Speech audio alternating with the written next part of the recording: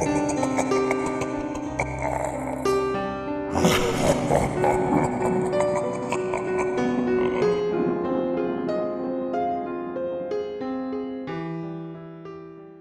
علیکم مائی YouTube family, آپ سبھی سننے والوں کو میرے چینل ہارر ٹی وی پہ ویلکم۔ شرافت شاہ اور رفاقت شاہ گہرے دوست تھے اور محکمہ ریلوے میں کام کرتے تھے۔ وہ مال گاڑیوں کی ایک شہر سے دوسرے شہر منتقل کرتے۔ 22 دسمبر 1977 کی تھرتھراتی ہوئی رات تھی۔ انہیں جب معمول کے مطابق ایک مال گاڑی لاہور سے کراچی منتقل کرنی تھی، وہ دونوں کوٹری سے ایک تیز رفتار انجن میں کراچی کی طرف روانہ ہوئے۔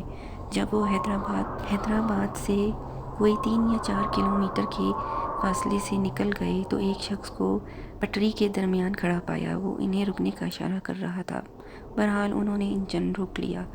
وہ شخص کہنے لگا، بھائی مجھے کراچی جانا ہے، میں یہاں نوکری کی تلاش میں آیا تھا لیکن میری جیب کٹ گئی، میرے پاس کرائے کے روپے نہیں ہیں، مہربانی کر کے مجھے شہر تک پہنچا دیں، میں آپ کا یہ احسان زندگی بھر نہیں بھولوں گا۔ اس نے اپنا نام بلال بتایا۔ انہیں اس پر ترس آ گیا۔ شرافت نے اسے انجن میں سوار کر لیا۔ کافی دیر تک اس سے باتیں کرتے رہے۔ انجن پوری رفتار سے اس ویران راستے سے تاریکی میں دوڑ رہا تھا۔ کھانا کھا کر ہی آئے تھے، رات کا 1 بج رہا تھا۔ انہوں نے آدھا راستہ طے کر لیا تھا، پھر اچانک انجن پٹری سے اتر گیا۔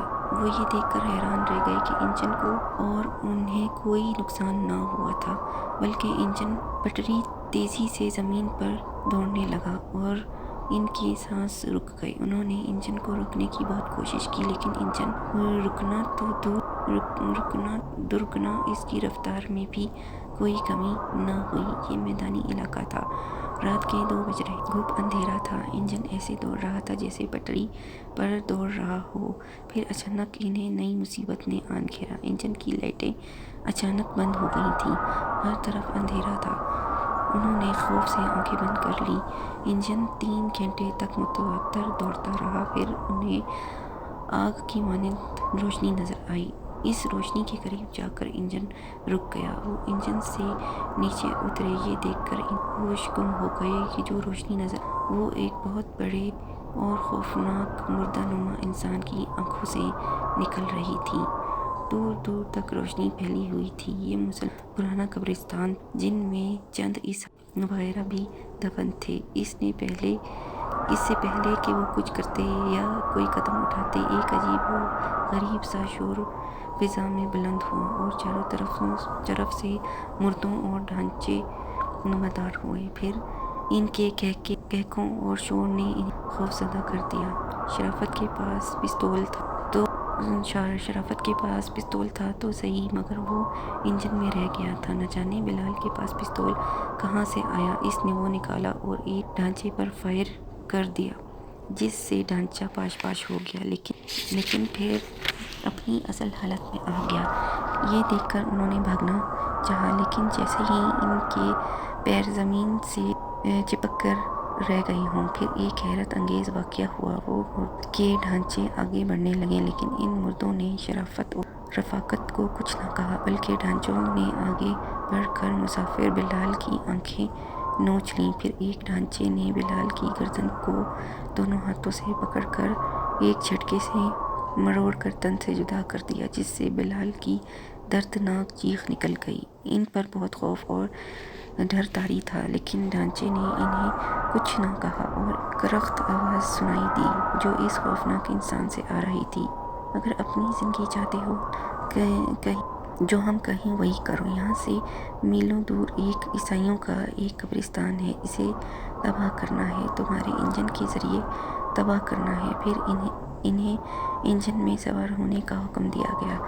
ان کے سوار ہوتے ہی انجن تیزی سے دوڑنے لگا۔ تھوڑی دیر دوڑنے کے بعد انجن اڑنے لگا۔ وہ خوف سے تھر تھر کانپ رہے تھے۔ کافی دیر بعد انجن زمین پر اتر آیا۔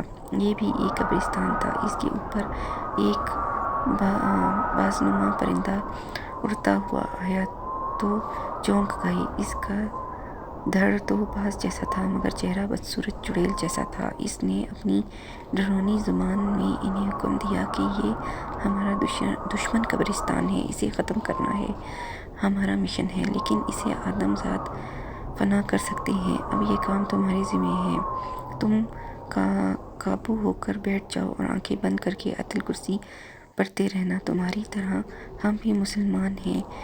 मेरा ये रूप असली नहीं बल्कि इस कब्रिस्तान के जादूगर ने मुझ पर जादू किया है। 2 घंटे बाद तुम्हारी आंखें खुद ब खुद खुलेंगी तो खुद को एक खौफनाक गार में बंद पाओगे। घबराना नहीं, ये काम करने के बाद तुम आज़ाद हो जाओगे और मैं असली हालत में आ जाऊंगी। शराफत ने कहा, मगर तुमने बिलाल को क्यों मारा?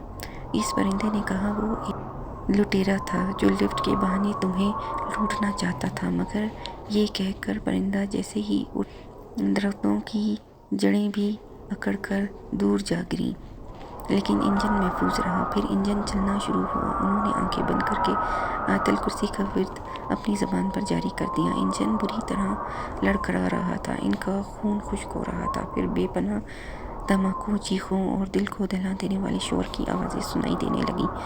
2 घंटे तक यही मामला जारी रहा। फिर इनका दिमाग इन्हें बुझता हुआ सा महसूस हुआ और वो दुनिया और माफिया से बेखबर हो गए। फिर न जाने कब इनकी आंखें खुली तो इन्होंने खुद को गार में पाया। वो जल्दी से गार से बाहर निकले। इन्हें ये देखकर हैरत का शदीद झटका लगा कि ना वहाँ कोई कब्र थी ना ही कब्रिस्तान, बल्कि चारों तरफ आग ही आग थी। सामने ही इनका इंजन खड़ा था। वो इंजन में जैसे ही सवार हुए, इंजन का एक अनजानी सिमत दौड़ने लगा। फिर 3 घंटे ज़मीन की मुसाफत तय करने के बाद इंजन पटरी पर सवार हो गया। फिर वो इनके कंट्रोल में आ चुका था।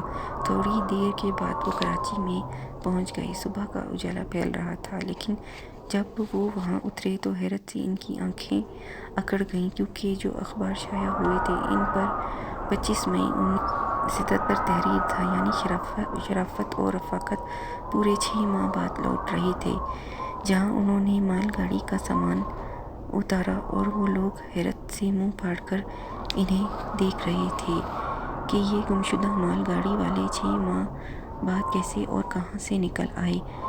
हालांकि महकमा रेलवे वालों ने इन्हें बहुत ढूंढा था, मगर वो गधे के सर से सींग की तरह गायब थे। जब शराफत ने इन्हें अपने साथ होने वाला वाक़यात बताए तो वो हैरान हुए बगैर ना रह सके। ये कहानी मुझे शराफत ने खुद सुनाई है, और वो कौन सी ताकत थी जिसने इन्हें अपनी तरफ खींचा और ज़िंदा सलामत आज़ाद कर दिया।